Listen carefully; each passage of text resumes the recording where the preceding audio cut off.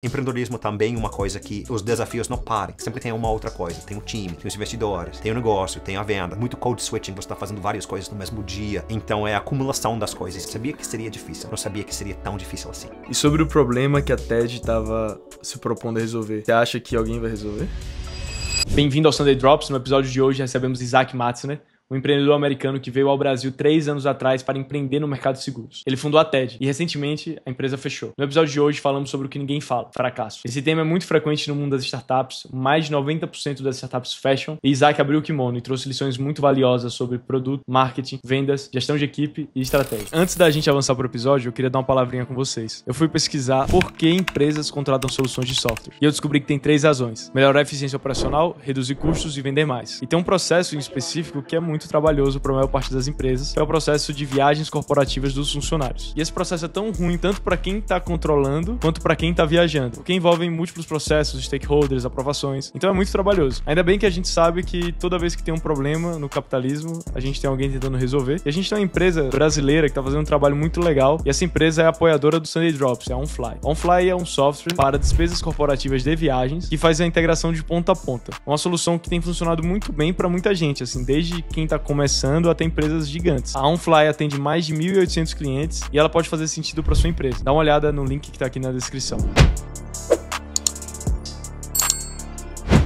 Isaac, eu acho que o papo daqui hoje vai ser bom, hein? Espero que sim. Vai ser um pouco de papo de amigo, um pouco de papo reflexivo, pouco sobre lições e aprendizados. Estamos só faltando a cerveja. Mas vamos embora. Pois é que ainda tá antes das 11 da manhã. Mas tá meio-dia num lugar, então sempre a expressão do meu pai. Mas na água tá bom por enquanto, vamos. Isaac, vamos lá. Obrigado por participar do Sunday Drops Podcast. A ideia aqui hoje é a gente percorrer um pouco da sua trajetória e também percorrer um pouco da trajetória da TED. Para quem tá nos escutando, a TED é uma empresa fundada em 2021. 2022, tecnicamente. 2022, tecnicamente. E que no final de 2024, o Isaac tomou a decisão de encerrar as operações. Então aqui é um papo real sobre a vida de um empreendedor, sobre os acertos e erros, sobre as lições, sobre toda essa jornada de transformação, né? Que com certeza se entrou uma pessoa e saiu outra. Com certeza, em vários sentidos. Mas vamos lá, a gente pode aprofundar. Vamos começar do começo, é sempre bom escutar um pouco sobre quem é o Isaac, de onde ele veio. Perfeito. Antes disso, preciso dizer, cara, que estou um pouco decepcionado que não sou o primeiro gringo para vir no seu programa. Obrigado por me convidar aqui. Estou muito, sei lá, sinto muito orgulho de fazer parte da programa. Estou acompanhado do início. Mas, enfim, sou gringo, como eu falei. Sou de Nova York. Fui criado lá numa cidade chamada Albany, que é a capital. Sempre tinha uma visão internacional. Não sei, tinha alguma coisa na água da minha casa. Meu irmão morou mais de 20 anos na Shanghai. Me formei na faculdade da McGill, mas fiz tipo intercâmbios na Finlândia, na África do Sul, então vários lugares. Veio para o Brasil porque a minha esposa é carioca, então isso é uma curta história. Mas conheceu ela? Conheci ela lá. Tá. Então comecei minha carreira trabalhando no Banco Mundial e ela estava lá como au pair do cara que eu compartilhei um escritório. Então peguei a babá, então entre aspas. Mas estou na 3ª temporada no Brasil, como eu tinha comentado, passei um período em finanças. Veio a primeira vez em 2012 para aprender português. Fiquei uns 4 meses estudando. Fiz meu MBA na INSEAD. Fui recrutado por Bain Company para vir fazer parte da escritório do Rio de Janeiro. Fiquei 2 anos. Decidi voltar para os Estados Unidos, principalmente porque o real tinha caído. Cheguei aqui, era 2-1, saiu, era 4. Minha dívida do MBA era em dólar. Então as contas não fecharam. E hoje é 6. Hoje é 6, hoje é bom. Hoje estou numa outra posição, tá tranquilo, mas na época estava difícil, pagando dívida em dólar. Então quem tem dívida em dólar agora, ganhando em real, tá foda. Passei 6 anos como sócio de uma consultoria chamada Core Fusion, focado em pagamentos fintech. E em 2021 tomei a decisão de voltar para o Brasil com a ideia de empreender. E eu acho que isso é o assunto que a gente quer aprofundar mais. Era um insurtech focado em proteção de renda para trabalhadores independentes. Como surgiu essa ideia? Cara, surgiu de várias coisas. Como eu comentei, sou de uma cidade chamada Albany, que é o capital. Meu pai trabalhou 30 anos para o governo federal como meat inspector. E muitos dos meus amigos, os pais deles, trabalharam para o governo estadual. Então, uma coisa de benefícios sempre surgia. Tem bons benefícios. Quando me formei da faculdade, meu pai tentou me convencer trabalhar para o Estado, porque aí você consegue aposentar em 30 anos com bons benefícios. Falei, pai, tem 21 anos. Se estou pensando em aposentar agora em 30 anos, tem alguma coisa errada. Mas sempre tem essa questão de... Eu vejo muitos amigos que, tipo, querem fazer alguma coisa diferente, mas estão meio presos no trabalho deles porque não conseguem largar os benefícios. Eu acho muito chato isso. Então a gente fala muito sobre empreendedorismo, sou treinado, sou formado como economista, então tem essa ideia de mobilidade de labor, né? Então as pessoas vão onde tem trabalho, onde tem oportunidade, mas não é tanto assim. E aí tem muitas pessoas que estão presas com benefícios. Eu acho que a gente quer realmente mudar como sociedade. E estamos vendo umas transições que é outra parte. A gente precisa deixar benefícios mais abertos e mais disponíveis para as pessoas. Então tem essa parte, me dá um dói mesmo, me machuca quando alguém reclama, gostaria de fazer alguma coisa, mas não consigo largar os benefícios. E no outro lado, estamos vendo uma mudança, que cada vez mais as pessoas estão trabalhando da conta própria. No Brasil, metade da força trabalhista se considera independente, então PJ, MEI, informal, e são pessoas sem proteções. Então, se a pessoa não trabalha, não tem proteção, não tem renda. E aí isso é um problema para a sociedade. Então, tem isso, e eu acho que a gente viu muito disso durante a pandemia, quando os Ubers não conseguem trabalhar, os iFoods forem os trabalhadores essenciais, com médicos. Então, tem médico, tem entregador.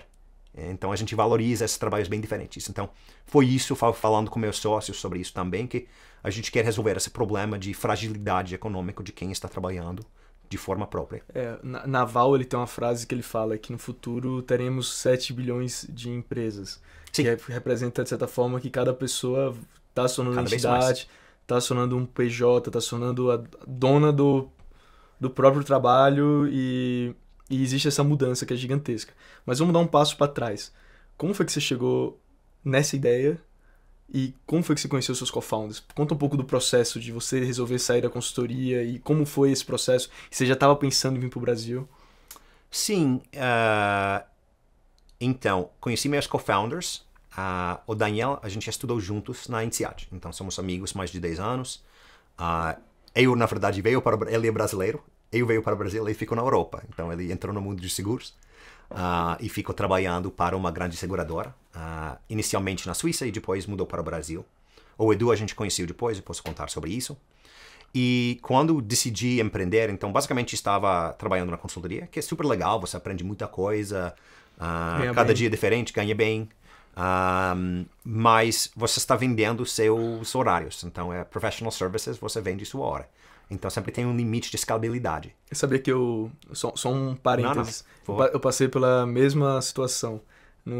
Até o mês de 2024, eu dei muita consultoria. Lembro. E eu parei por esse exato motivo, de vender hora. Sim, estou voltando. Estou vendendo minha hora de novo. Mas tá interessante. Mas naquele momento, para mim, não fazia sentido. Pode ser que eventualmente volte a fazer. Sim. Mas para mim foi muito esse racional da hora vendida e a falta de alavancagem. Sim, tem isso e também queria... Sempre pensei em empreender, então quem me conhece bem sabe que estou sempre com ideias e tal. Não tinha as condições, diria, financeiramente para, tipo, tomar esse risco, que é uma coisa que a gente pode entrar nesse assunto também, ou que é uma coisa boa para alguém que quer empreender e formas de seguros também. Então, seguro não é somente ter um papel que daria dinheiro se você se machuca, mas ter uma boa educação, outras coisas que segura seu futuro. Mas estava pensando em construir alguma coisa, então queria criar uma máquina. Então, quando você trabalha como consultor também, não tem muito férias, é só você estar mexendo com as horas. Então, trabalha muito antes, muito depois, e aí consegue tirar um tempo, mas não está reduzindo os horários. É tipo criador de conteúdo. Exatamente, tem isso também. Então, sempre está com esse dilema de como você consegue gerenciar suas horas. E no outro lado, queria dar alguma coisa de impacto. Então, sempre comecei minha carreira no Banco Mundial, que eu sei que tem opiniões sobre o Banco Mundial, mas sempre tinha essa ideia de financial inclusion, inclusão financeira, e sempre focava nisso. Então, o primeiro projeto que eu fiz na consultoria onde eu estou, a Core Fusion, era uma coisa de financial access. Então, a gente fez esses projetos, mas a gente fez vários outros sobre pagamento de instantâneos e Pix e tal, e coisas parecidas, mas queria dar alguma coisa de impacto. E aí comecei a falar com o Daniel, com a ideia de estou mudando para o Brasil. Minha esposa é documentarista, então ela estava vindo para fazer um programa, então acompanhei ela. Mas comecei a falar com o Daniel, com a ideia de vamos fazer alguma coisa. E a gente pensou em várias coisas. A gente começou a falar sobre essa ideia de essential workers e essa ideia de a mudança que estamos vendo, que todo mundo está virando empresa própria e precisam de coisas. E a gente estudou vários modelos, a gente ficou... Você perguntou, então, a gente começou... Na verdade, no final de 2020, a gente começou a falar. A gente estava trabalhando nas coisas. Eu me demiti em março de 21, mudei para o Brasil em abril de 21. Minha esposa estava grávida de 6 meses. Então, tirei o band-aid inteiro. Então, mudei de país, de trabalho e comecei uma família ao mesmo tempo. Mas a gente foi testando coisas e a gente olhou muito para crédito no início, porque isso é uma coisa mais óbvia. Então, o cara não consegue estar trabalhando, não consegue trabalhar, precisa de um empréstimo. Mas tem uns riscos quando você entra no mundo de crédito. O cara, no lado de negócio, é muito fácil dar dinheiro, mais difícil colher, de receber de volta, né? E no outro lado também tem uns riscos para as pessoas. Eles não são muito bons de gerenciar dívida. Então, eles conseguem endividar muito rápido, vira um bola de neve e aí fica um problema. E aí a gente falou, mas você tem experiência de seguros, tem uns produtos bons lá, até existe DIT, né? Então, existem produtos, mas com... Os seguradores não estão focados nos mercados e tem limitações nos produtos que a gente pode entrar. Então, a gente falou, vamos pegar esse produto aqui, tentar redondar e dar um foco para esse público nesse produto e ver o que a gente consegue fazer. E foi assim que a gente chegou na ideia. É porque o problema é claro, né? Tipo, Óbvio. O problema é justamente óbvio. E até conversando com seus investidores, Sim. uma coisa que é unânime com todos que comentaram, falando, cara, existe esse problema. Tipo, a gente tem uma massa de pessoas que se beneficiaria desse seguro. Conta um pouco agora sobre o modelo de negócio da TED. O que vocês ofertavam, para quem vocês ofertavam. Você quer a história inteira de como a gente... Eu não diria pivotar, é uma palavra forte, mas como a gente foi aperfeiçoando e melhorando o modelo. Então, no início, a gente sempre falava que seria B2B no final. Que a ideia seria vender para empresas e não necessariamente para os indivíduos. Mas a gente testou modelos inicialmente com a ideia de B2C. Então, criar um app, tentar vender diretamente. Mas, de novo, a gente fez muito pesquisa olhando outros modelos em outros países. Tem, na Inglaterra tem um chamado Collective Benefits, que é agora chamado Onesie. Na França tem Indies. Nos Estados Unidos tinha Catch. Tem vários outros que tentaram B2C e pivotaram. Então tem uma coisa, até no Brasil tem empresas tentando esse mesmo modelo e começam em B2C e percebem muito rápido que tipo chega no limite, tem muita rotatividade da base, tá difícil manter a pessoa. Então a gente decidiu meio rápido. A gente fez um MVP com um app, a gente até chamava meio corre. Era a ideia de vender diretamente para eles e a gente viria o caso de B2B para a gente fazer no futuro. Tá, então vocês começaram no B2C, tinha um problema grande de distribuição. A gente não acabou lançando, a gente fez uns testes, a gente fez um MVP, a gente mostrou para as pessoas, mas a gente percebeu que seria uma coisa meio difícil a fazer e percebemos uma oportunidade de fazer B2B, então a gente foi nesse caminho em vez de B2C. E o seguro era de quê especificamente? O seguro, a gente no final não chegou no seguro que a gente queria oferecer, que é seguro de proteção de renda. Então, no início, a gente começou com acidentes pessoais, que não quero entrar numa coisa muito técnica aqui, mas basicamente é morte e invalidez por acidente. Depois, a gente também adicionou uma proteção de saúde, que era uma combinação de telemedicina com despesas médicos e hospitalares. Então, a ideia desse segundo, do primeiro produto é meio óbvio. Então, se você se machuca, não tem condições a trabalhar para o tempo todo. Então, você morre ou você fica inválido, tem uma remuneração, uma indenização que você recebe. Isso é o produto básico e seguros, de novo, é um pouco complexo, então tem que ter isso para oferecer os outros produtos nesse ramo. Então, um produto meio obrigatório. O ASUS está tentando mexer com isso e quebrar esses produtos, mas é um outro assunto e, de novo, entra um pouco mais técnico no mundo de seguros que a gente não precisa fazer. A ideia da proteção de saúde é que tem muitas pessoas que falam que querem plano de saúde, mas não de fato querem pagar para o plano de saúde. Então, querem umas proteções. Basicamente, as pessoas não querem ir para o SUS quando não é emergencial. Então, a gente falou, então, vamos dar uma telemedicina para essas pessoas, vamos cobrir para eles quando eles têm recuperação, tem que pagar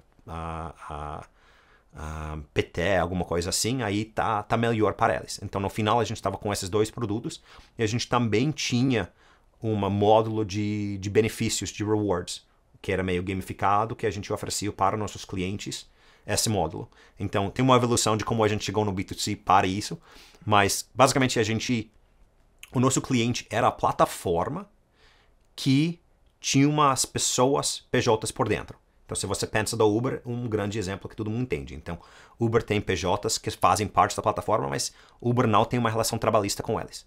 Mas Uber está tentando atrair, reter e bonificar essas pessoas. Uber tem condições. Eles dão para essas pessoas vários incentivos para ficar. Mas se você é uma plataforma menor, você não tem essas condições de fazer isso tão facilmente.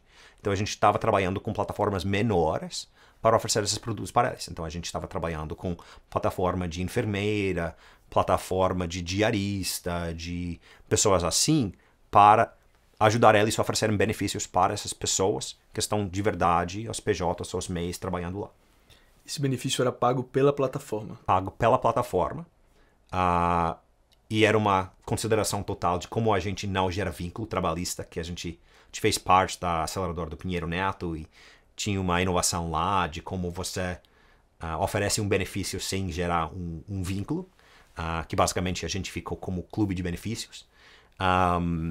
Uma coisa super interessante lá, porque as regras não são tão claras, até está sendo negociado lá no Planalto sobre benefícios para gig workers, porque os gig workers não querem virar CLT, eles querem ficar PJ, mas querem receber uns benefícios. Então a gente fez umas inovações lá e a ideia, se a gente tivesse seguido, então no final a gente decidiu encerrar as operações, mas estávamos tentando captar mais dinheiro com a ideia de fazer um B2B2C além. Então a ideia é que a plataforma pagava o benefício básico inicial e aí teria outras coisas que o indivíduo conseguia comprar e teria um rebate para a plataforma para reduzir os custos dessas partes básicas.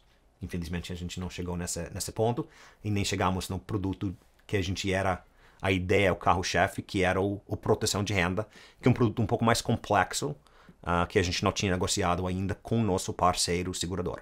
Se você fosse dizer uma variável sobre por que vocês não chegaram nesse produto, a questão foi tempo, a questão foi complexidade, operacional, burocracia? Difícil dizer só uma coisa, foi todos, mas realmente foi complexidade. Especialmente para um startup pequeno, é difícil dar de novo, não sei quanto você quer entrar no parte de seguros, mas quando você está dando proteção de renda, aí você precisa entender a renda da pessoa. E uma PJ, e o grande problema do PJ e de oferecer crédito, seguros, qualquer produto financeiro para um PJ e que tem uma variável no qual eles ganham. E você deve perceber isso bem como um creator independente. Tem uns meses que dá bem, tem uns meses que não dão tão bem.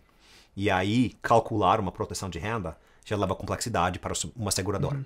Então, por isso que a gente não chegou lá. Então, tem um parte de tempo, mas o tempo tem a ver com a complexidade do produto. Boa parte desse episódio aqui, o Isaac ele soltou um episódio no podcast dele, Brazil is not for beginners, recomendo todo mundo a escutar, que ele conta ao lado dos co-founders sobre... Eles tinham uma conversa aberta sobre a empresa, sobre a jornada, sobre o fim. E tem uma parte que me chamou a atenção naquela conversa, que você fala sobre a inocência da jornada. Sim. Você fala assim, de certa forma, todo empreendedor é um pouco inocente, né? Isso faz parte. Você precisa ser inocente. Sim. Porque você precisa ser otimista. Então, você precisa acreditar que uma pequena startup pode revolucionar um mercado novo. E eu queria discutir um pouco sobre como você pensa sobre otimismo, inocência, startup, aprendizado. Estou pensando agora, estou tentando lembrar a palavra que eu usava. Estou faltando a palavra exata que eu usava no momento, mas... com certeza inocência e racionalidade, né? Você precisa ser um pouco racional. Então, não, independente de quem você é, a sua formação, suas experiências, dizer que você mesmo, uma pessoa, talvez com 1, 2, 3 co-founders, consegue criar uma empresa vale trilhões de dólares, você precisa ser um pouco irracional. Então, ainda mais inseguros. Ainda mais inseguros, ainda mais no Brasil, como um gringo. Então, tem alguns que têm feito, né? Mas tem muitos outros que tentaram e não conseguiram. Então, tem essa parte aí que você escuta bastante disso quando você ouve, até das pessoas que foram bem-sucedidas. Se tivesse sabido quão difícil seria, não teria começado. Ou se tivesse... Jensen Huang, da NVIDIA, falou isso. Quem? O Jensen, da NVIDIA, sim. falou isso. Sim, todo mundo fala isso. Então, se tivesse... Por isso, geralmente, muitas pessoas não da indústria que vem. E essa ideia a gente discute sempre.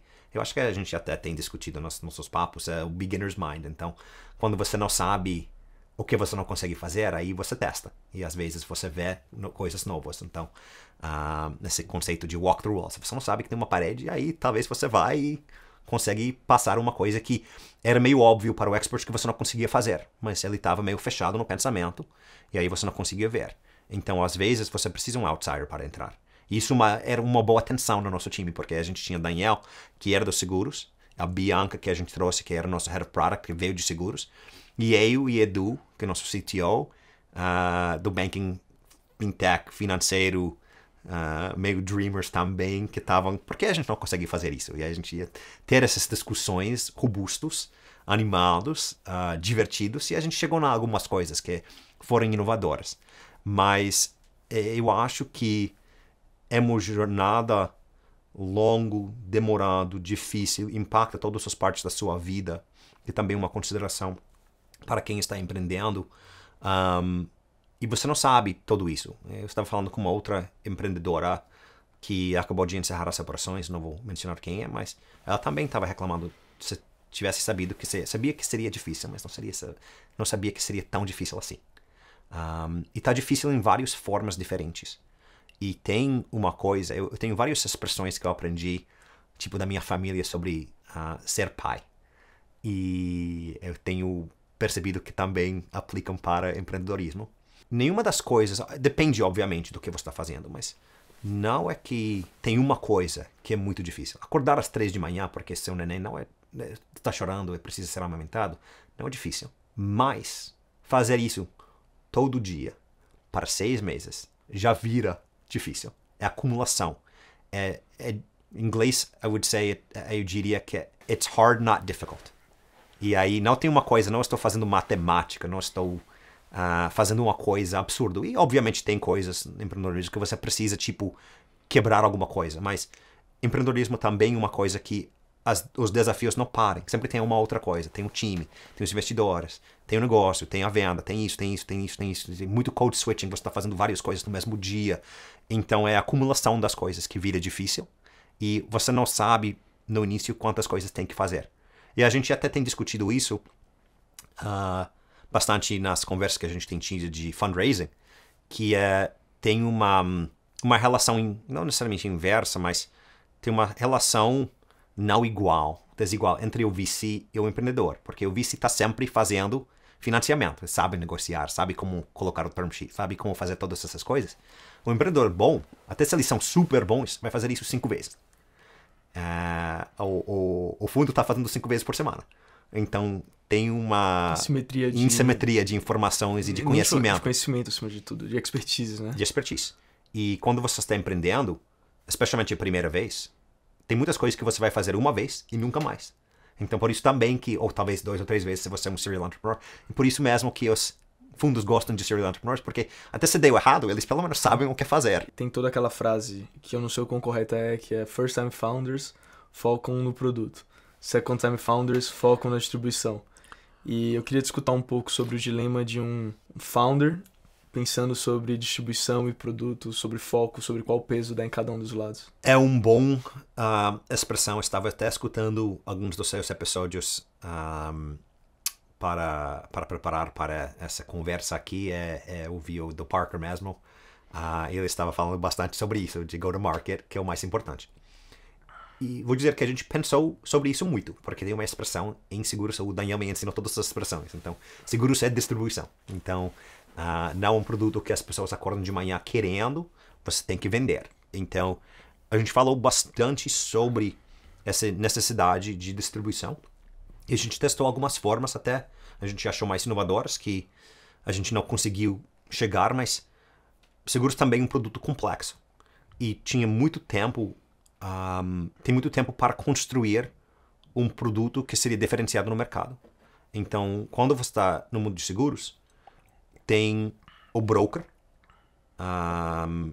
que está vendendo um produto meio prateleira do segurador. E a gente queria pegar o produto prateleira e fazer umas mudanças e deixar mais relevante para o nosso público. E aí tinha bastante construção. A gente passou um bom tempo também explorando o modelo de MGA, que eu, de novo, entrando no mundo de seguros. Basicamente, a gente viraria uma seguradora sem necessariamente ter uma seguradora, então a gente não precisa aprofundar muito, mas tem muito a ver com o produto, dependendo do que você quer fazer nos seguros. E a gente acabou fazendo muito disso. Também a plataforma que a gente construiu, que tem umas complexidades de seguros, que geralmente você compra uma policy para um ano, a gente queria dar flexibilidade para uma empresa contratar só por um mês, ou pelo menos colocar pessoas mensalmente, porque para essas plataformas eles não querem contratar para um ano para quem trabalha 2 semanas.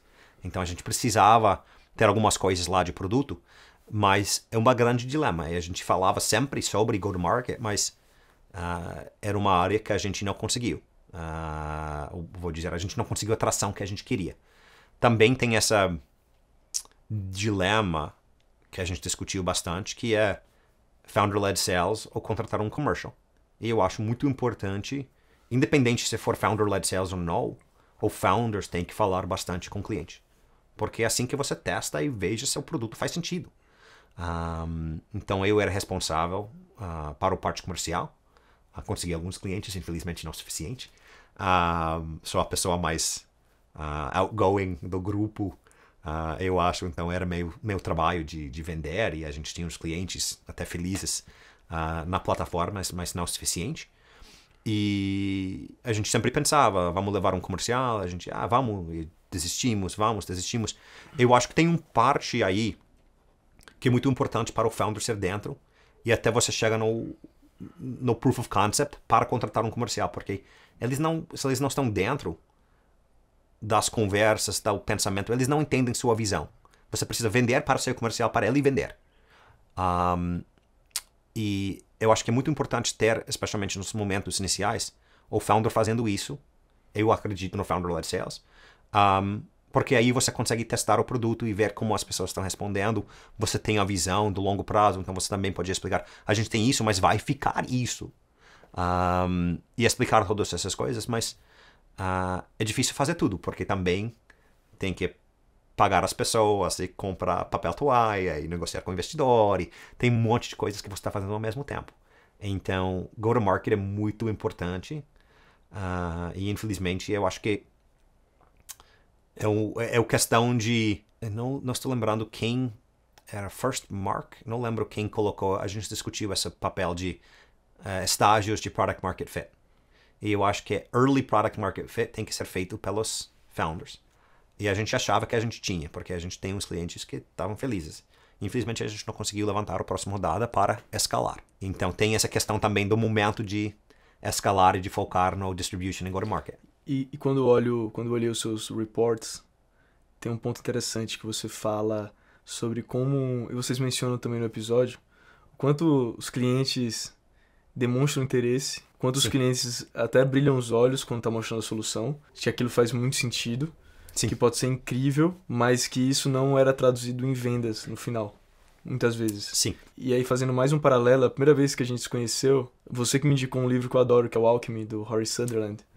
E aquele livro ele fala muito que não é sobre o que as pessoas dizem, mas sobre o que elas sentem. Sim.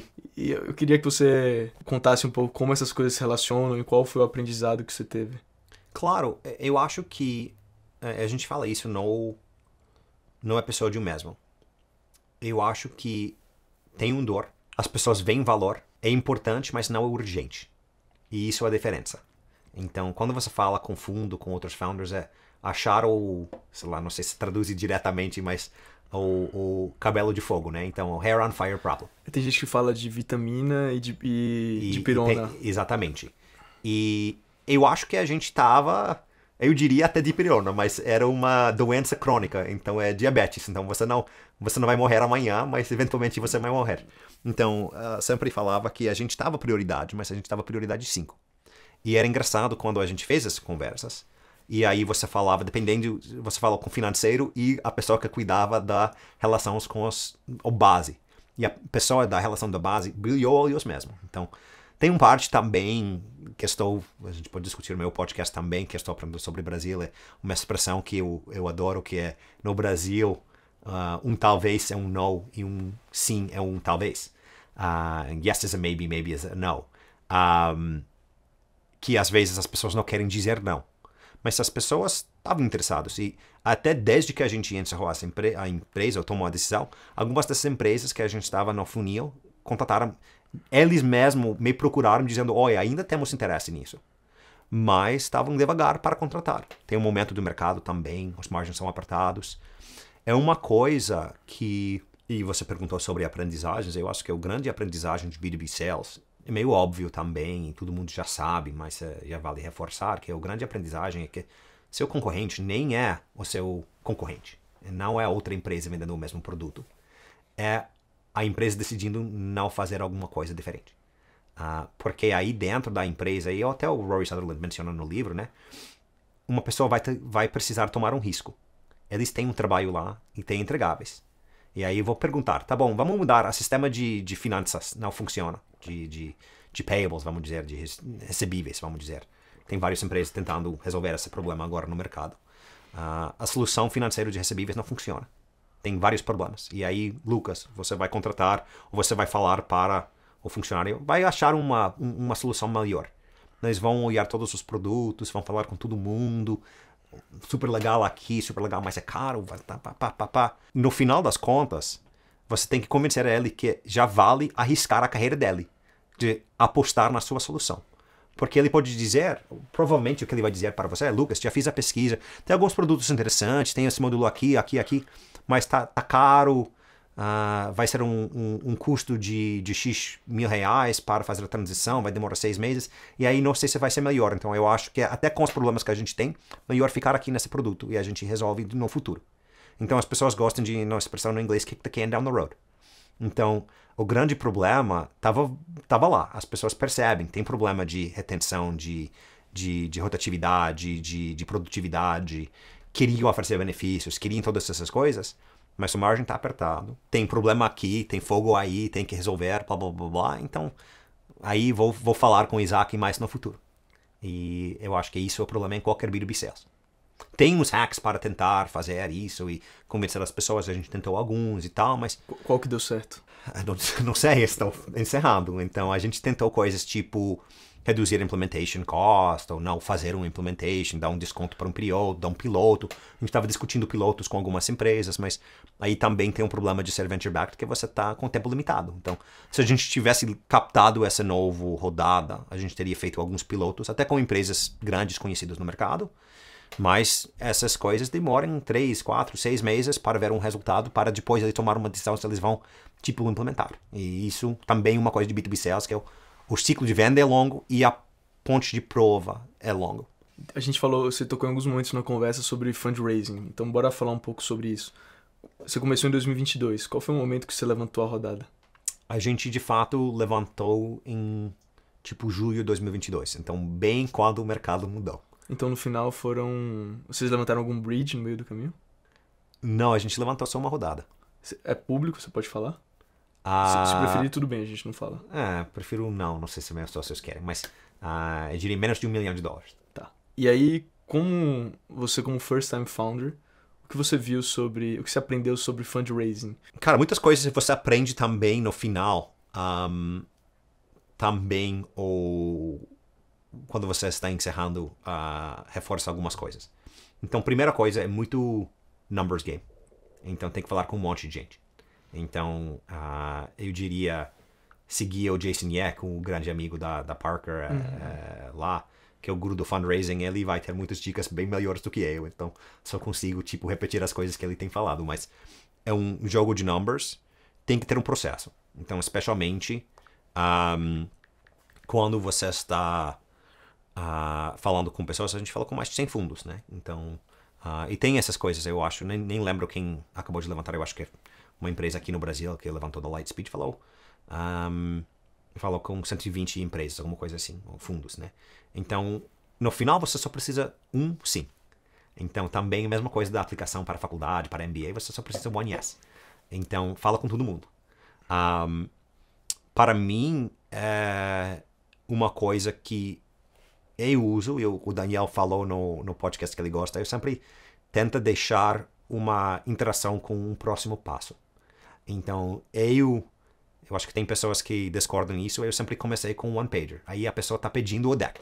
Aí dá uma coisa para eu, tá bom, então tem uma próxima relação, uma próxima interação, porque aí ele pediu o deck. Então tem as coisas aí que você faz para manter a relação vivo e a conversa aberta. Tem muito a ver no início, especialmente, eu nunca levantei um Series B, então não sei, mas falando de Pre-Seed, Seed, é muito o time, é muito a visão dos founders, é muito como as pessoas se complementem e quais são seus milestones e como você vai medir isso. Então, tem um founder, um investidor que falava que o Pre-Seed é muito test and learn, né? Você é uma máquina, uma fábrica de experimentação. Então, mas quero ver que você está... Cada vez que eu falo com você, quero saber que você está de-risking o que você está fazendo. Então, você tem um monte de hipóteses. Cada vez que eu falo com você, quero que você tenha provado ou desprovado uma hipótese. Então, tendo essas conversas, mostrando progresso nessas coisas é muito importante. Mas é numbers game, é relações, warm intros é muito importante. Então, ou seu network, ou pede uma introdução para alguém. Então, por exemplo, a gente tem, tipo, pacotes de investidores. Então, se você for olhar nossos anjos, aí tem um cara que a gente conheceu e ele convidou os amigos. Tem outro cara que convidou os outros amigos. Então, a gente tem meio uns grupos. E aí, essa parte de warm relationships. E o foco é menos na solução, é mais no problema. Eu acho que isso também no início é olha o tamanho desse problema. E aí a gente acha que a gente consegue resolver aqui. Mas olha o tamanho desse problema que tem que ser alguma coisa. Até você mencionou que o problema é claro, a gente não conseguiu resolver, mas também ninguém fora do Brasil conseguiu resolver esse problema de fragilidade econômica do trabalhador independente. Mas é um produto óbvio que as pessoas sentem. E uma coisa também é que um dos nossos advisors, que é um empreendedor bem sucedido no Brasil, falou quando a gente estava fundraising, a gente pediu um pouco de ajuda dele, de olhar o deck, o pitch e tal, criar conexão. Então, conta uma história quando você inicia. Então, por exemplo, de novo, não sei se é uma boa dica porque a gente não conseguiu captar, mas começou o nosso deck e você viu com a história de uma cara que a gente deu a gente pagou uma indenização. Então, ele sofreu um acidente e aí isso é o guincho, vamos dizer, que já dá para a pessoa entender o problema e como você está resolvendo isso. Então, pega o problema macro e deixa uma coisa um pouco mais pessoal, como você está resolvendo, e aí você consegue dizer, então tem o Carlos aqui, que sofreu um acidente, a gente pagou para ele quando sofreu o acidente, já ajudou ele bastante, mas Carlos não é sozinho. Tem 45 milhões de Carloses no país. E aí é isso o problema que a gente tem que resolver. E tem alguma hard lesson de algo que é falado por todo mundo, que é falado nos podcasts, ou que você imaginava e que você descobriu na prática durante o fundraising que não faz muito sentido? De novo, eu acho que é a parte que é um processo, e é demorado, e tem que ter uma estrutura. Então, você estava falando da sua consultoria, sei que você trabalhou dando conselho para algumas dessas empresas. Se você acha que você vai... Obviamente, tem história. Se a gente tem um vídeo do cara que, tipo, criou o deck na sexta, levantou 2 milhões na terça, e aí já é. Mas isso não é o comum. O comum é você pegar um mês de criar a lista dos fundos, de fazer a pesquisa para entender os outros investimentos que eles têm, para achar quem é relacionado com o sócio lá, quem é o decision maker, quem é o cara que você quer falar, cria o primeiro conexão, fazer o pitch, já demora tempo e esforço e tem que ter uma coisa estruturada. Por isso mesmo que o Jason Ye fala tanto sobre algumas das coisas de calendar density e essas coisas aí, que são hacks super importantes. Então, eu diria, estou falando aqui, mas quem quer realmente aprender sobre isso, melhor eles falam com o Jason Ye. É que, como você estava comentando, né? É muito complexo a vida do founder. Sim. Porque na paralela que ele precisa tocar um processo desse que precisa dar certo. Sim. Ele precisa estar tocando vendas, ele precisa estar tocando gente, precisa estar tocando relacionamento com o co-founder, precisa estar lidando com as situações dentro de casa. Então, é um multitasking infinito, né? E acho que isso daí dá muito coro a tudo que você falou sobre a dificuldade que é empreender. Sim, exatamente. Nenhuma dessas coisas é difícil sozinho, mas a acumulação de todas essas coisas que realmente fica difícil. A acumulação de todas essas coisas me leva muito a... O termo que vem na minha cabeça é o burnout, que eventualmente pode vir. Você teve alguma lição sobre lidar com um possível burnout, que vale para os founders? Cara, eu acho que tem algumas coisas. Eu acho que tem que ter uma transparência e uma abertura entre os co-founders. Então, quem está no seu time, é muito importante manter uma abertura lá de não fingir conversas diretas e difíceis. Tem que entrar com respeito, tem que sair com respeito, tem que manter respeito durante esse processo, mas, cara, não está funcionando, você não está entregando, você está entregando, mas de forma que não faz sentido. Essa pessoa não está funcionando, esse produto não está funcionando. Tem que ter essas conversas abertas e manter essa relação de respeito com isso. Eu acho que isso é super importante também, porque aí permite que você consiga dizer, tipo, Lucas, estou cansado, preciso que você toque alguma coisa, me dá uma ajuda. Porque as pessoas também estão cientes do que você está fazendo. Para mim, eu acho que tem as partes também que você precisa entender como você funciona. Então, para mim, eu gostei na academia de manhã porque dá uma energia no final do dia. Também eu consigo dizer, se eu for na academia de manhã, pelo menos consegui fazer a academia. Então, já foi um dia produtivo porque fui na academia. Tem pessoas que fazem outras coisas, mas tem essa parte aí. E você tem que lembrar também que uma maratona, não um sprint. Então, obviamente tem picos e baixos. Voltando para essas expressões de gravidez, de ter um novo filho, tudo fase, vai passar. Então, quando é muito bom, não se pensa, se acha, porque vai ser pior. Quando está muito ruim, lembra que é fase e vai melhorar. Então, está tudo fase. Com criança, com empresa, tudo vai passar e vai chegar no outro lado. E a outra coisa que, talvez, o outro assunto que a gente quer chegar vai ser tranquilo, até se funcionar dar certo. Que eu acho que é uma coisa que a gente aprendeu bastante no final com as conversas com os investidores. Cara, fiquei muito impressionado e muito contente com as relações e as conversas que a gente tinha. Então, no final, quando a gente tomou a decisão, não foi uma decisão tão fácil. A gente tomou com o grupo, a gente estava tentando bater uns milestones e no final a gente não conseguiu. Não estava com tanta luz quanto a gente queria e para arriscar mais, colocar mais capital nosso que a gente tinha colocado e tal, para manter. Não vimos o potencial, ou vamos dizer, o retorno. A gente não conseguiu chegar na convicção que a gente queria, que vai dar certo. E isso é uma coisa também muito importante de manter isso. Mas quando a gente decidiu, a gente ligou para todos os nossos investidores pessoalmente. Falou pessoalmente, Quantos obrigado. Quantos eram? Uns 25 entre anjos e pessoas. E fundos, né? A gente tinha alguns fundos. E a gente ligou para todo mundo. Falou, olha, obrigado pela confiança, pelo dinheiro, a gente agradece, porque até se não foi um valor relevante para eles, é relevante para a gente. E a confiança que alguém tem de colocar dinheiro atrás de você, de acreditar em você, isso foi um peso para mim. Que provavelmente eu toquei mais do que deveria, porque as vidas continuam, as pessoas estão viajando, fazendo férias, ninguém colocou dinheiro que eles não conseguiam colocar. Mas sinto mal, a pessoa apostou em mim e não entreguei. E todo mundo super tranquilo. Tá, então o que você aprendeu? Isso foi a pergunta mais comum. What did you guys learn? Que foi super ver isso. E sei que você falou com alguns dos investidores para preparar para a ligação ou para a conversa. E aí eu espero que eles falaram bom de mim. Mas realmente considero vários deles amigos agora, que é uma coisa super, super legal. Esse é um dos pontos que eu acho que tem uma assimetria muito grande de informação do empreendedor com o investidor. Uhum. Então, várias vezes durante a minha trajetória em Venture Capital, quando o empreendedor está indo...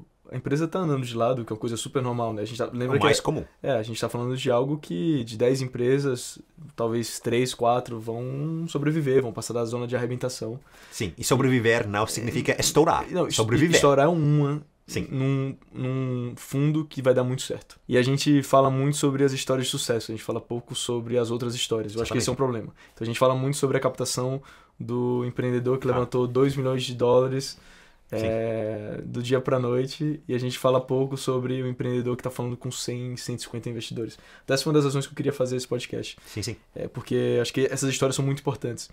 Mas o que eu estava comentando antes, tem uma simetria muito grande de informação, porque na perspectiva de um investidor, isso é parte do cálculo. Sim. Tipo, o cenário base é que não vai dar certo. Sim. O cenário otimista é que vai dar certo. Sim. Então, tudo bem, você tem um bucket, assim, você tem como investidor, você tem um de-risking grande, você tem uma cesta de 20 empresas. Sim. Claro que cada um importa, mas assim, para o empreendedor é muito mais difícil. Sim, uma coisa que a gente pensou eu acho importante também considerar, e os fundos até falaram com a gente, ou alguns dos investidores, cara, não te colocar em risco, porque esse dinheiro não é tão importante para a gente. Obviamente a gente quer, mas até no final a gente procurou, a gente tem a plataforma é boa, que a gente construiu, a gente pensou em alguns pivôs no final, até virar um SaaS, eu mandei para você, eu compartilhei com você com algumas das coisas que a gente pensou de virar um módulo de benefícios, tipo SaaS para brokers, que seria legal. E a gente conversou, mas talvez os investidores falam, olha, tá bom, então coloca um pouco de tempo aí, mas se vocês até devolvem o dinheiro para a gente, não importa. Não, obviamente eu gostaria do dinheiro de volta, mas não estou investindo para receber meu dinheiro de volta, estou investindo para dar uns 20 vezes. Então, você se matar, se sacrifica, se te prejudica por isso, não é bom, porque aí você não vai querer empreender de novo. Eu quero que você empreende de novo, quero investir em você de novo, com as habilidades que você tem, mas não quero que você se machuca tentando dar um retorno de, talvez, o retorno do dinheiro que você tem dado. Então, essa simetria de quanto vale esse dinheiro e o sacrifício, porque pelo menos espero que esses empreendedores que estão lá, que estão recebendo o aporte, valorizam o aporte que foi dado. Mas o que é 100% para você, não é 100% para o fundo.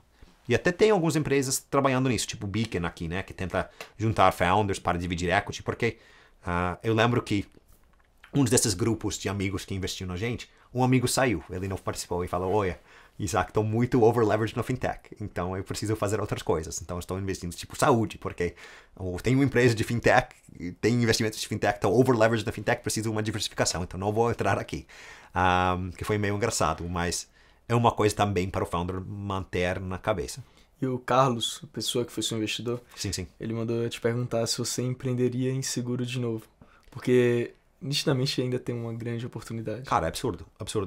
Cara, não sei. Estou no momento agora que, de novo, além da jornada de empreendedorismo, tem uma jornada tipo pessoal. Tem 2 crianças que têm nascido durante o período da TED, tem que dar uma vida para elas e tal. Tem uns talvez meus sócios na Corefusion não queiram ouvir disso, mas só um fala português de qualquer forma, então vamos ver se ele escuta ou não. Que não seja ele esteja escutando. Não, mas eles estão tranquilos, eles são meus amigos, se forem meus investidores até. Mas tem uns anjos mesmo que falam que tá bom, então, não sei a expressão, mas é o over-under. É 2 anos e meio até você empreende de novo. Eu acho que estou caçando eu te diria, não sei a expressão em português, mas scratching that itch. Então, estou resolvendo essa desejo de empreender com o meu podcast, que você também mencionou mais cedo. Então, tem isso, mas provavelmente faria alguma coisa de novo. Seguros é super interessante, cara. Eu acho que tem muita oportunidade em seguros. Eu acho que se eu fosse fazer de novo, provavelmente faria alguma coisa, tentando pegar alguma coisa B2B, resolvendo um problema tipo Pillow para uma seguradora. Aí você vai aprender. Tipo o quê? Desculpa?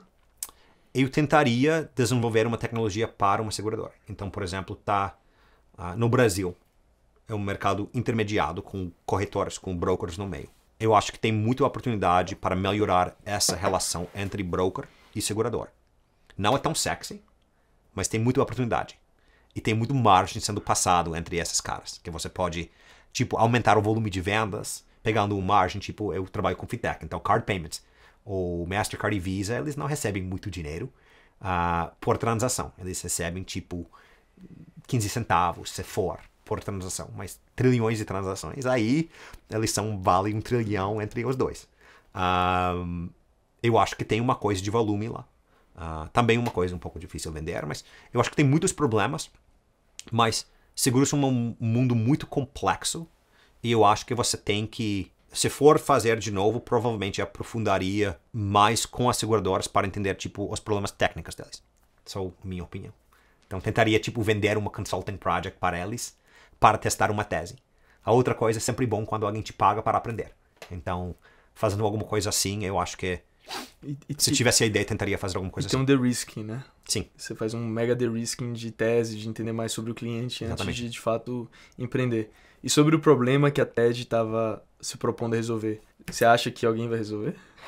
Eventualmente alguém precisa, né? Porque senão a gente vai ter problemas sociais. Então o cara lá vira um problema para a sociedade. Se ele tá machucado, não consegue trabalhar, alguém tem que dar comida para ele. Que era um problema resolvido pelo governo. Sim. E cada vez mais vão ser as pessoas, as empresas. Mas também foi resolvido pelas empresas, né? Se você trabalhava... Antes do meu pai, né? Meu pai trabalhou 30 anos com o governo federal, tem uma aposentadoria. Eu estou no 6º trabalho oficial, além das tipo bicos que eu tenho feito, trabalhando na Subway, essas coisas que eu tenho feito quando eu era mais jovem, né? Eu não tenho empresa dando aposentadoria para mim. O siderúrgico aqui no Brasil, que trabalha na Vale, tipo, ele tem aposentadoria, mas cada vez menos tem essas opções. Então, tem que ter uma coisa para providenciar para essa pessoa no longo prazo. Até tem, tipo, são amigos, os caras da STEI, né? Que estão fazendo previdência privada. Porque tem que ter umas opções para as pessoas que não estão com a previdência garantida pela empresa nem com o governo. Então, eu acho que mencionei também no meu podcast que tem uma coisa que a gente discutiu bastante na TED também, que é tá tentando construir uma empresa ou resolver um problema.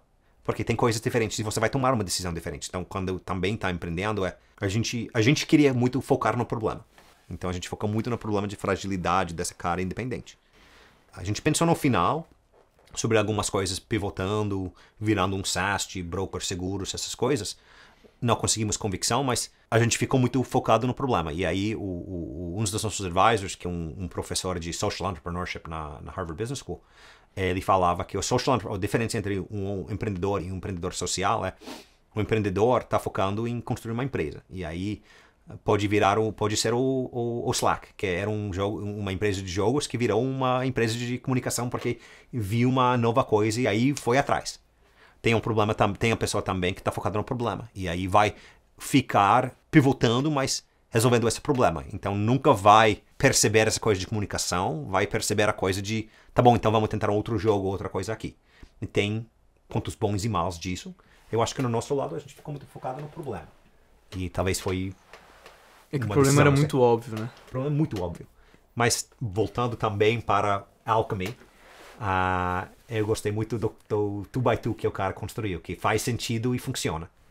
E às vezes tem coisas que fazem sentido e não funcionam, por várias razões. Sim, esse frame é muito bom, né? Sim, gostei muito. A outra coisa, só para comentar, é que a outra coisa que é difícil de ser de ser um empreendedor, é que tem muitas coisas que estão fora do seu controle. E apesar que você está trabalhando muito, e você me passou essa coisa do Sean de não é para trabalhar muito, é o work hard, é work smart, né? Que eu concordo completamente, mas pode ser que você dá tudo certo e a empresa não dá certo. Isso foi também alguma coisa que muitos investidores falam para a gente. Então, o TED falhou, o TED encerrou. Vocês não. Vocês têm potencial, vocês têm oportunidade, faz de novo, sei lá.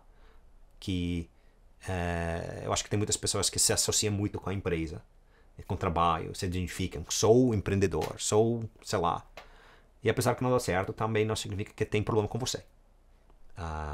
E obviamente tem momentos que eu sinto, puxa, essas pessoas investiram em mim e não entreguei, mas também estou de volta na consultoria, estou bom disso. Então estou vendendo projetos, entregando, então tem um valor para contribuir. Mas se você pegar a jornada de transformação, né, do Isaac que se demitiu em março de 2021. Sim. E o de hoje em 2025, nessa nova fase, assim. Qual você acha que foram as principais transformações pessoais? Não esquece que além de ser pai, além de ser pai, mas... Sim.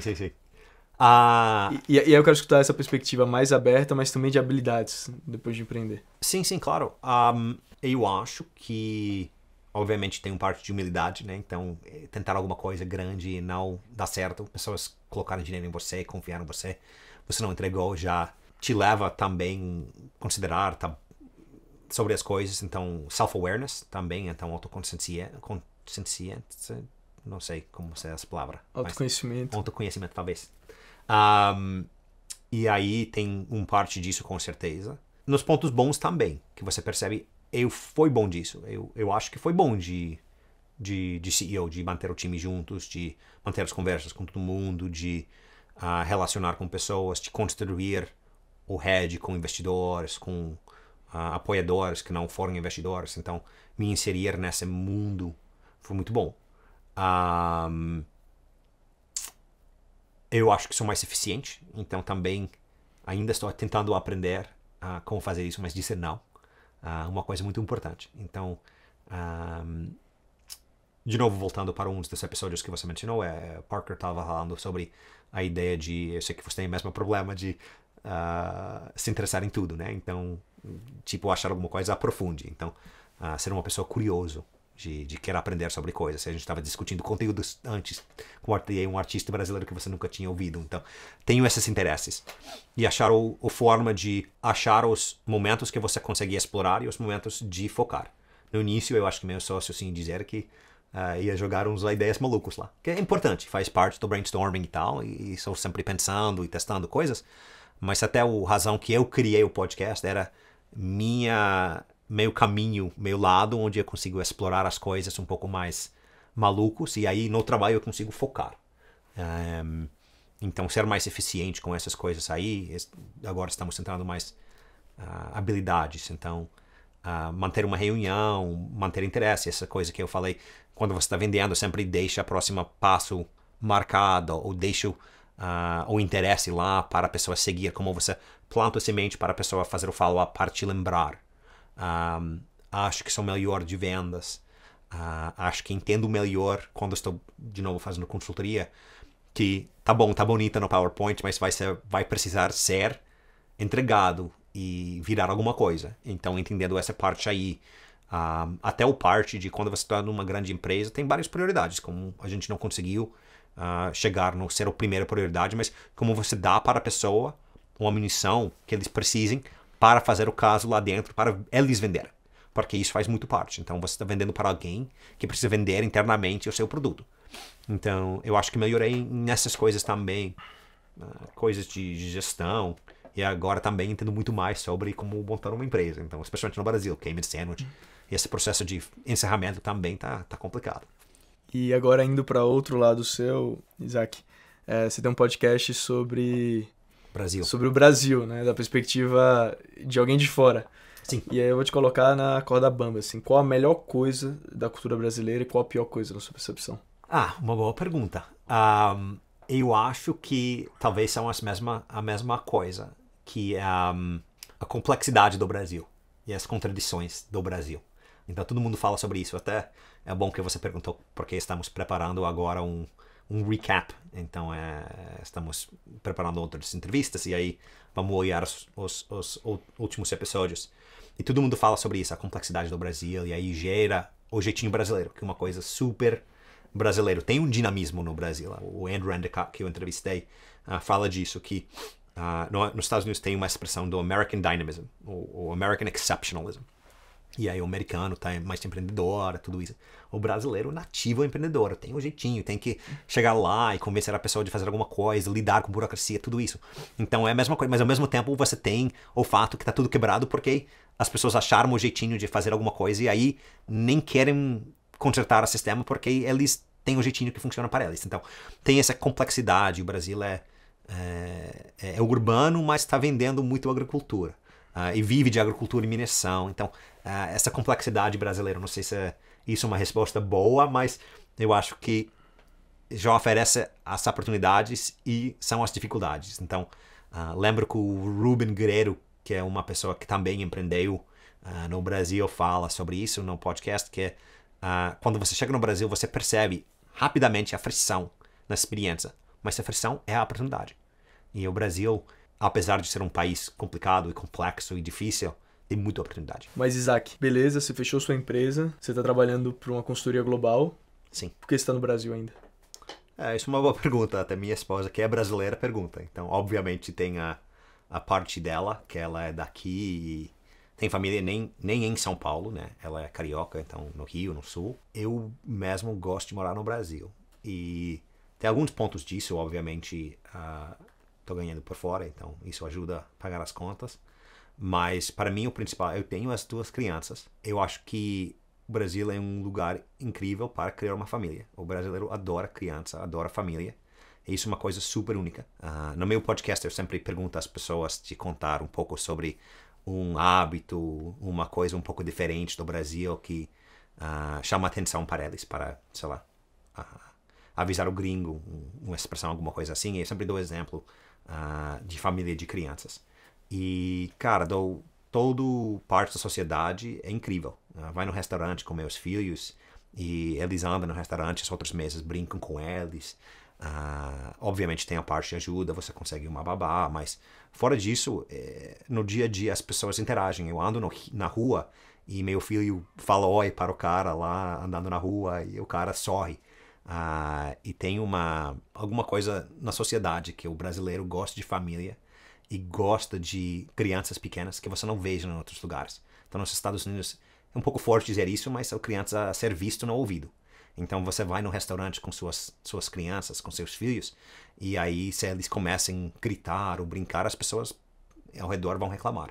E aqui eles interagem mesmo, então já leva uma alegria. Então não sei se é alegre do Brasil, você perguntou a melhor coisa e pior coisa do Brasil, e tem um pouco de alegria que você vê na cultura, e o brasileiro está conhecido por isso e tal, mas realmente com criança, com família pequena, você veja isso.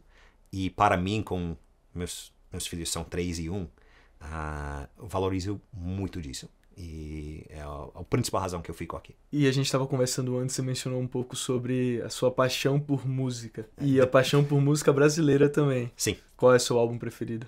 Tem os óbvios. Se tivesse o dinheiro, compraria o Tim Maia Racional, né? Que deve custar uns R$2.000 agora, alguma coisa absurda aí. Mas gosto muito dessa Black Rio. Então, esse período entre Jovem Guarda e o Tropicalia lá, então anos 70, início de 80.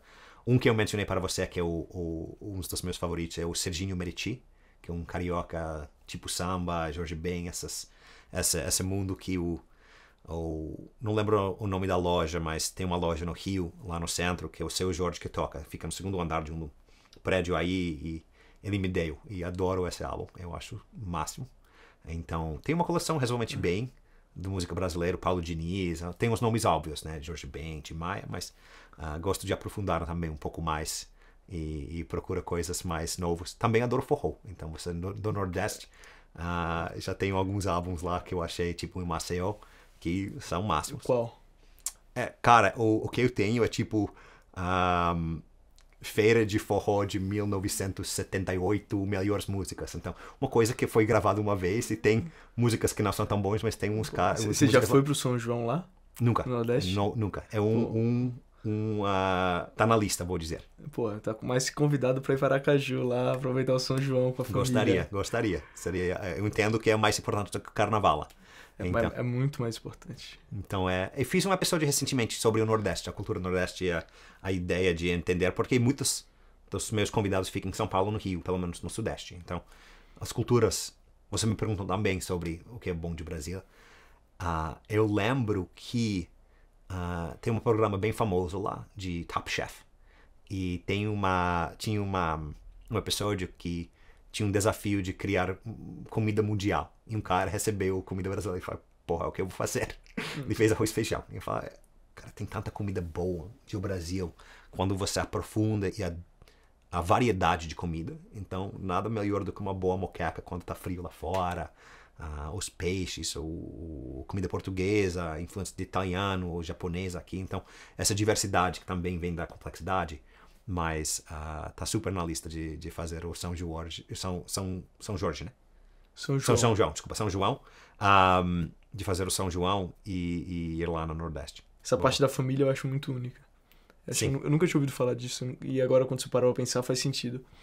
É uma coisa super única, cara. É uma coisa que um amigo mencionou para mim. Ele estava dizendo, um gringo aqui, e ele estava contando para mim, estava com 2 crianças e um cachorro andando na rua um dia, e aí um bebê no coisa aqui no peito, no canguru, um filho no stroller, e aí o cachorro, e tava lá perdido, pegou um raiz, e aí tava preso, e aí veio 3 moleques de camisa de Corinthians. E daí fala, porra, o que eles vão fazer para mim agora? Pai, solteiro, 2 crianças, cachorro. E eles chegaram, um pegou o cachorro e ajudou, outro brincou com criança, e o terceiro pegou o carrinho para ajudar ele. Então era uma coisa que nos Estados Unidos você veja os caras, tipo, fazendo um prank no cara. E aqui os, sei lá, moleques jovens que faria isso foram ajudar e brincar com as crianças. Então, me pensou muito sobre isso. E também a gente tem uns amigos que têm crianças tipo 10 anos. E eles brincam muito bem com meus filhos. E isso não é uma coisa que é tão comum nos Estados Unidos, que uma criança de 10 anos está brincando com um de 3. Tipo, brincando mesmo. Tentando dar alegria para eles. Tem uma coisa, sei lá, na água, no Brasil, que todo mundo adora criança. E você vem da cultura judaica.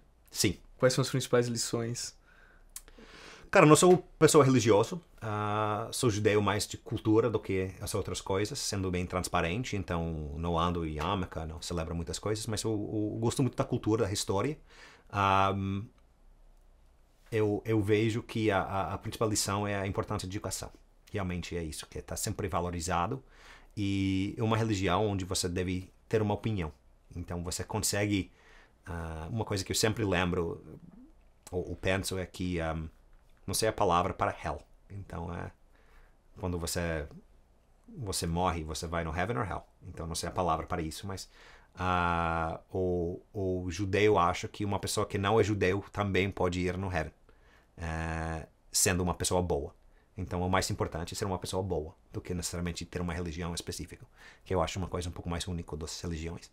Então, uma coisa que eu gosto. E você é um cidadão do mundo. E você interage com gente do mundo inteiro. E a gente está vivendo um momento muito complexo. Não sei se você tem alguma opinião sobre o que está acontecendo no mundo hoje. Tá complexo, cara. Tem opiniões, sim. Eu acho que o promessa do futuro não foi entregado, infelizmente, para muitas pessoas. Então, a promessa do futuro não foi entregada. Isso. Que tem um compacto entre governo e sociedade que não foi entregado.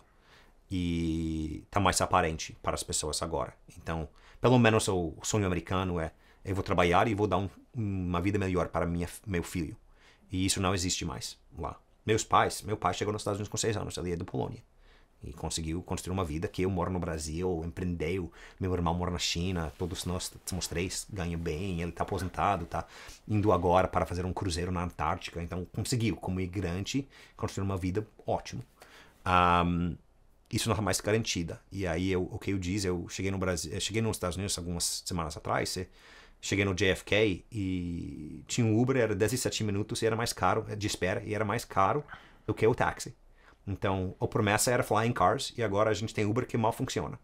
A gente foi prometido uma pílula que curaria câncer, e a gente tem um fentanyl crisis. As coisas estão ficando mais caras. Você trabalha muito e não tem necessariamente uma garantia que você consegue uma vida boa. Que talvez um pouco de visão americana, desse sonho americano de construir uma vida, mas essa coisa de ser uma boa cidadão, que vou trabalhar e vou fazer meio parte, vou ter uma vida boa, não uma coisa mais garantida. E por isso que as pessoas estão infelizes. Tem uma parte de social media e tal, que as pessoas conseguem ver o que outra pessoa está comparando errado, tem todas essas outras coisas. Mas para mim, tem muito a ver, especialmente vamos dizer, o oeste, nos países oestes, que o compacto entre o governo e as pessoas não está forte e as pessoas estão infelizes. Estão descontentes. Tem inflação. Realmente, essa relação, o Trump ganhou, e nem vou entrar na política, mas para muitas pessoas não é melhor agora do que era 4 anos atrás. E nem do 16. Então, todas as últimas eleições foram change elections. Então, quando o Bush ganhou do Clinton, era change election. Quando o Obama ganhou depois do Bush, era change election. Quando o Trump ganhou, era change election. Quando o Biden ganhou, era change election. Quando o Trump ganhou de novo, é change election. Então, aqui no Brasil também. Caras estão procurando mudanças porque o sistema não está funcionando. Eu vi uma estatística que, salvo engano, acho que isso referiu aos Estados Unidos, mas acho que é uma realidade que se aplica ao Brasil também, sobre a quantidade de filhos dos millennials que não, nesse momento, têm uma vida melhor do que os pais tiveram. Sim. E eu acho que esse é um ponto muito relevante, porque a última geração teve uma vida muito melhor do que a anterior. Sim. Mas também tem uma questão quanto foi alavancado para o futuro para entregar isso. Sem dúvida. Sem que dúvida. Não sei se você é um fã do South Park, a gente estava discutindo o conteúdo, mas o Man, Bear, Pig, né? Então esse monstro que vem no futuro que a gente vai ignorar agora. Então tem parte disso, da geração mais velha, que talvez eles não fizeram tudo ou alavancaram demais, mas é um problema. Então, o problema de usar, até falando dos outros assuntos que a gente discute, AI e todas essas coisas, tem parte de problema de voltar ao mean, né? Então, voltar ao médio. Então, se o médio está aumentando, não significa que necessariamente está melhorando para todo mundo. Pode ser piorando para parte. E aí, quando está todo mundo voltando para o médio, você percebe que talvez não é necessariamente melhor para todo mundo. Então, tem muitas pessoas, muito pobreza. Não vou dizer nada que a gente precisa resolver isso. Parte do problema da TED, o desafio da TED era fazer isso, dar garantia para as pessoas, resolver esse problema de fragilidade econômica, mas quando você está tirando das outras pessoas também tem que entender que vai ter consequências. Legal. E indo aqui para as últimas perguntas do podcast que eu faço para todos os convidados, qual foi a coisa mais gentil que alguém fez por você? Na experiência de empreendedorismo ou na minha vida? Como você quiser. Eu diria meu primeiro trabalho formal, quando eu consegui o trabalho no Banco Mundial, foi indicação de um mentor meu. Então, o fato que eu fiz um estágio com ele e ele me indicou como uma pessoa para uma posição super concorrida, super difícil, e consegui por causa dele. Então, tem que ser isso que começou a minha trajetória inteira. O pai dessa família, Jeffrey, também seria chato, ele não fala português, mas se não eu diria que ele me apresentou a minha esposa, ele ficaria chato, então vou colocar ele lá também. Depois você manda pra ele essa parte, a gente volta sobre title. Sim. E a última pergunta é, qual foi uma lição que doeu muito no momento que você teve, mas hoje você é grato por ter tido ela, porque te fez alguém mais forte, te fez alguém melhor? Deveria ter chegado no final dos seus episódios para preparar as respostas para essas perguntas. Eu diria, voltei para essa expressão que eu falei, que é lembra que são fase. Isso também vai passar. Que foi mais dado como virar um pai, mas tem a ver com a vida inteira. Então, lembra que onde você está também é um momento, é uma fase, e você está muito bom, não se acha, porque não vai ficar sempre assim. E se está muito mal, lembra que tem luz no final do túnel. Muito bom. Bom, pessoal, obrigado para todo mundo que ouviu até aqui. Quem tiver no YouTube, se inscreve no canal. Quem tiver no Spotify, assina. Isaac, muito bom. Cara, valeu demais. Muito Tamo bom. junto. Agradeço. Depois escutam aí o Brasil is not for beginners. Vou participar nesse trimestre. Sim, home and away. Valeu. Obrigado. Show. Obrigado.